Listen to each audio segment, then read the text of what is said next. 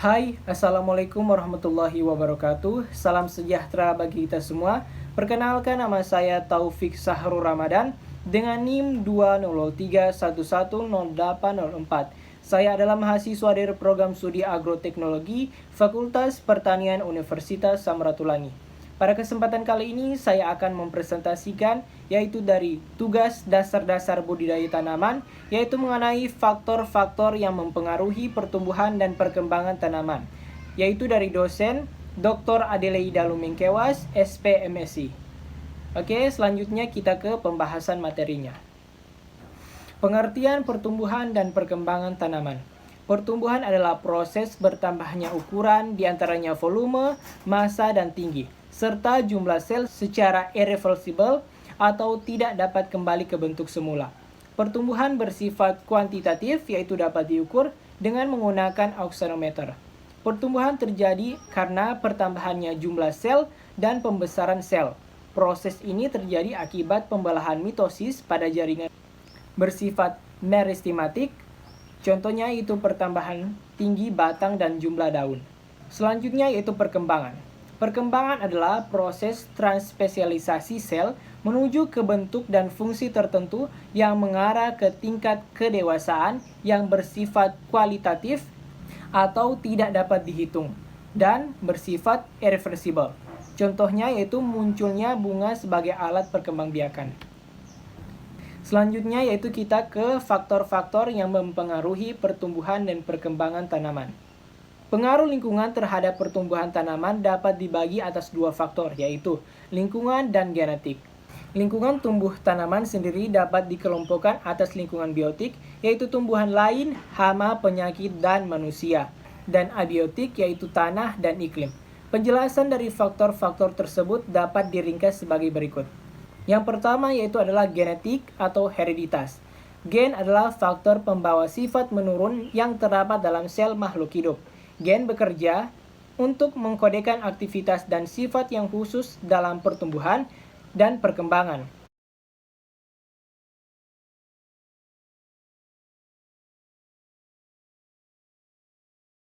Sehingga mempengaruhi pertumbuhan dan perkembangannya. Meskipun peranan gen sangat penting, faktor genetis bukan satu-satunya faktor yang menentukan pola pertumbuhan dan perkembangan, karena juga dipengaruhi oleh faktor lingkungan. Contohnya yaitu tanaman yang mempunyai sifat unggul dalam pertumbuhan dan perkembangannya hanya akan tumbuh dengan baik, cepat berbuah dan lebat jika ditanam pada lahan yang subur dan kondisi lingkungan yang sesuai. Bila ditanam di tempat kurang subur dan lingkungan yang tidak sesuai, pertumbuhan dan perkembangannya akan menjadi kurang baik. Selanjutnya yaitu enzim. Enzim merupakan suatu makromolekul berupa protein yang mempercepat suatu reaksi kimia dalam tubuh makhluk hidup. Suatu rangkaian reaksi dalam tubuh makhluk hidup tidak dapat berlangsung hanya melibatkan satu jenis enzim.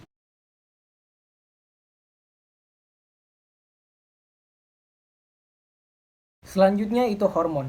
Hormon merupakan zat pengatur tubuh, yaitu molekul organik yang dihasilkan oleh satu bagian tumbuhan dan ditransformasikan ke bagian lain yang dipengaruhinya. Hormon dalam konsentrasi rendah menimbulkan respon fisiologis. Macam-macam hormon adalah, yang pertama yaitu adalah hormon auksin. Yang pertama yaitu adalah hormon auksin. Hormon auksin banyak diproduksi di jaringan meristem, baik pada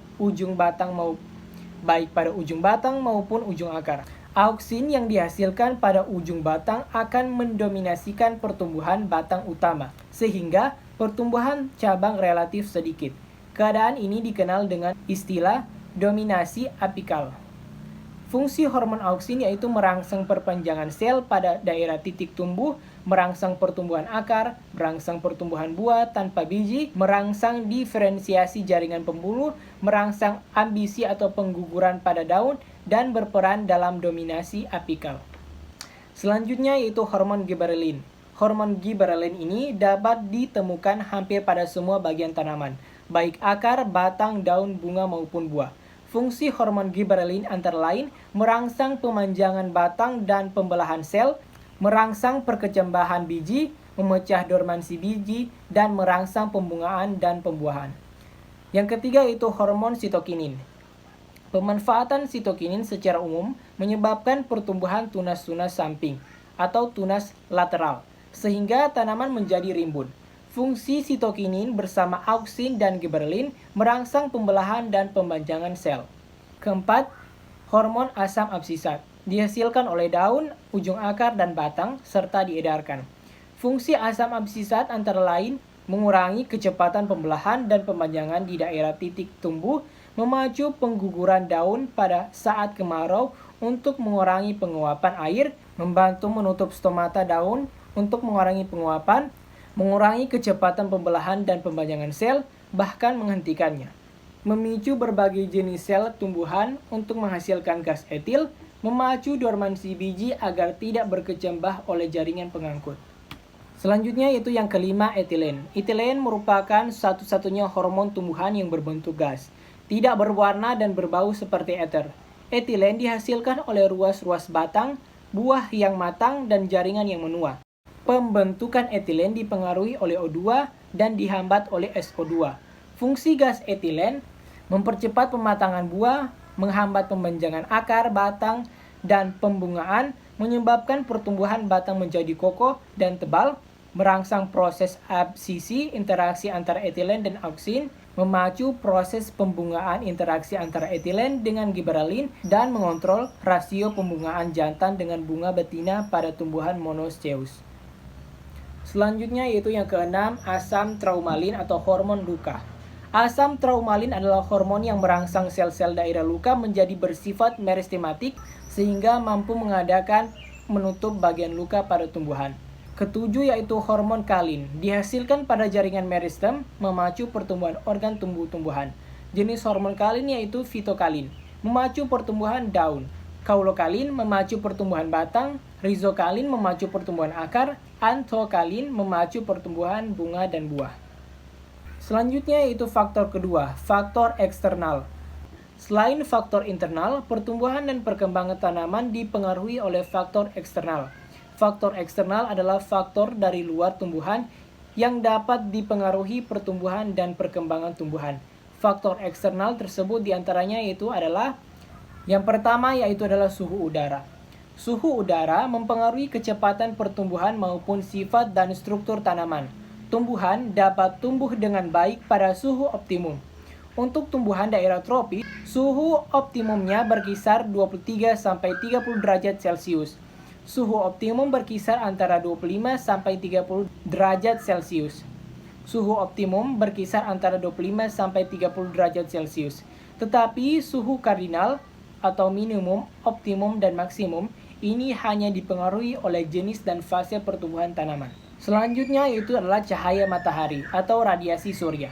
Mempengaruhi pertumbuhan tanaman melalui 3 sifat yaitu intensitas cahaya, kualitas cahaya yaitu panjang gelombang, dan lamanya penyinaran atau panjang hari. Pengaruh ketiga sifat cahaya tersebut terdapat pertumbuhan tanaman adalah melalui pembentukan klorofil, pembukaan stomata, pembentukan autokalin atau pigmen merah, perubahan suhu daun dan batang, penyerapan hara, permeabilitas dinding sel, transpirasi, dan pergerakan protoplasma. Selanjutnya yaitu hara dan air. Hara dan air memegang peranan penting dalam pertumbuhan dan perkembangan tanaman. Salah satu fungsi dari kedua bahan ini adalah sebagai bahan pembangunan tubuh makhluk hidup. Pertumbuhan yang terjadi pada tanaman yaitu sampai batas tertentu disebabkan oleh tanaman mendapat hara dan air. Bahan baku pada proses fotosintesa adalah hara dan air, yang nantinya akan diubah tanaman menjadi makanan. Tanpa kedua bahan ini, pertumbuhan tidak akan berlangsung. Hara dan air umumnya diambil tanaman dari dalam tanah dalam bentuk ion. Unsur hara yang dibutuhkan tanaman dapat dibagi atas 2 kelompok, yaitu unsur hara makro dan mikro. Unsur hara makro adalah hara yang dibutuhkan tanaman dalam jumlah besar, sedangkan hara mikro dibutuhkan dalam jumlah kecil. Nutrisi yang tergolong ke dalam hara makro adalah karbon, hidrogen, oksigen, nitrogen, sulfur, fosfor, kalium, kalsium, dan ferum. Sedangkan yang termasuk golongan hara mikro adalah boron, mangan, molibden, seng, cuprum, dan klor.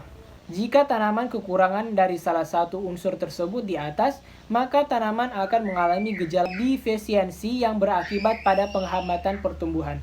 Selanjutnya itu adalah curah hujan. Besarnya curah hujan yang mempengaruhi kadar air tanah, aerasi tanah, kelembaban udara, dan secara tidak langsung juga menentukan jenis tanah sebagai tempat media tumbuh tanaman. Oleh karena itu, curah hujan sangat besar pengaruhnya terhadap pertumbuhan tanaman. Selanjutnya yaitulah tinggi tempat. Ketinggian tempat menentukan suhu udara, intensitas cahaya matahari, dan mempengaruhi curah hujan, yang pada gilirannya mempengaruhi pertumbuhan tanaman. Perbedaan ketinggian tempat dari permukaan laut menyebabkan perbedaan suhu lingkungan. Setiap kenaikan 100 meter dari permukaan laut, suhu akan turun sekitar 0,5 derajat Celcius. Selanjutnya itulah faktor tanah. Keadaan tanah merupakan komponen hidup dari lingkungan yang penting dalam mempengaruhi pertumbuhan dan perkembangan tanaman. Tanahlah yang menentukan penampilan tanaman. Kondisi kesuburan tanah yang relatif rendah akan mengakibatkan terhambatnya pertumbuhan tanaman dan akhirnya akan mempengaruhi hasil. Pengaruh keadaan tanah dapat dibagi menjadi 3 bagian, yaitu yang pertama adalah keadaan fisik tanah yang ditentukan oleh struktur dan tekstur tanah, karenanya pengaruhnya terhadap erasi dan drainasi tanah. Yang kedua yaitu adalah keadaan kimia tanah yang ditentukan oleh kandungan zat hara di dalam tanah. Yang ketiga yaitu adalah keadaan biologis tanah yang ditentukan oleh kandungan mikro dan makro, flora dan fauna tanah yang bertindak sebagai siklus hara dalam tanah atau dekomposisi. Oke, sekian itulah pembahasan presentasi materi saya. Mohon maaf apabila ada banyak kesalahan kata dan penulisan dalam presentasi kali ini. Mohon dimaklumi dan terima kasih.